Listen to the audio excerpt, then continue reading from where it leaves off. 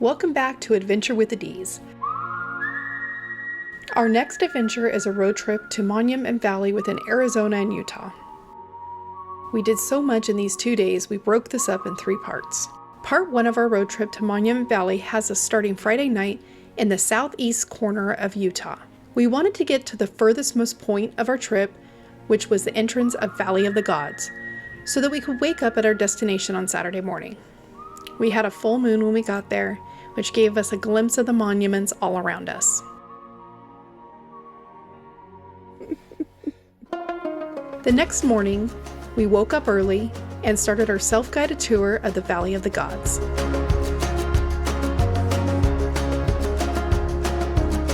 Good morning, sun's rising, don't let the light in. The Valley of the Gods Road takes you along a 17-mile stretch of dirt road that loops you along red sandstone monuments, similar to the Monument Valley, but a little smaller. However, this stretch is free. It's not as crowded, and you can hike any part if you choose. This part of the country is BLM, and you are able to disperse camp anywhere of your choosing.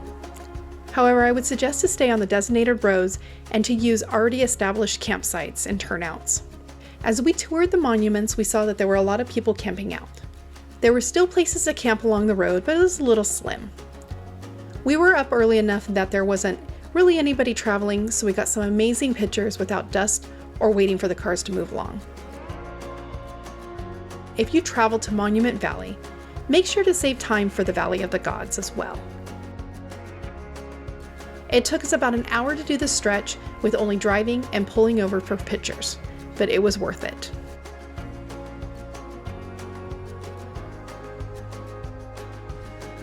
Our next spot was Goosenecks State Park. It sits along a thin point that gives you 360-degree view of the distant Monument Valley as well as Valley of the Gods. The view of the San Juan River from the top of the park is amazing. The river itself has a double horseshoe bend that is breathtaking. If you dare, there's a dirt trail that takes you down the canyon wall closer to the river, getting you a little more up close and personal. But enter that trail at your own risk.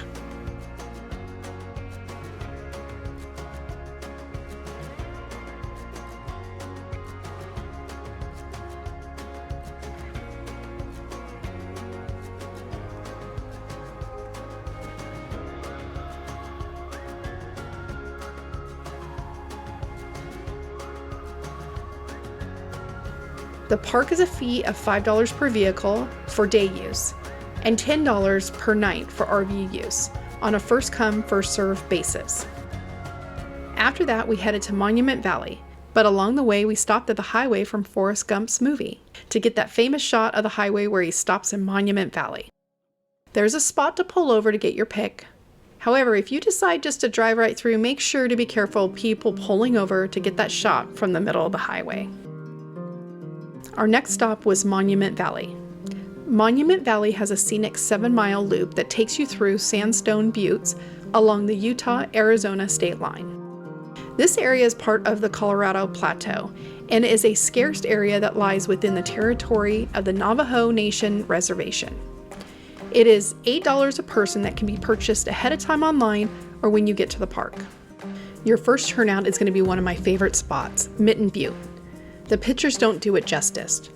The grand scale of the massive sandstones had my jaw hitting the floor. One thing I found that was really neat is an app called Action Tour Guide. This app was a lot of fun and informational. It told us all kinds of facts about Monument Valley as we reached different points of interest. It uses your GPS and turns on when you reach those certain points. We highly recommend this as a great self-guided tour. Their app can be purchased for both Android and Apple. Acres, and is one of America's most famous locations, thanks to people like John Ford. It's a lot like a national park, such as Arches or Zion, but with one key difference. All of it exists on Navajo tribal. My next favorite spot was John Ford Point. This iconic view was used by John Ford in a number of his westerns, defining how the world sees the American West. Do not miss this spot. This is one of the few spots that you can get out and enjoy the view. and also get that iconic photo.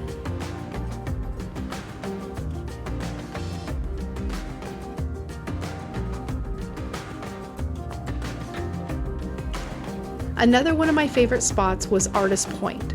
This spot will take your breath away. I felt like the view summed up the whole valley in one spot.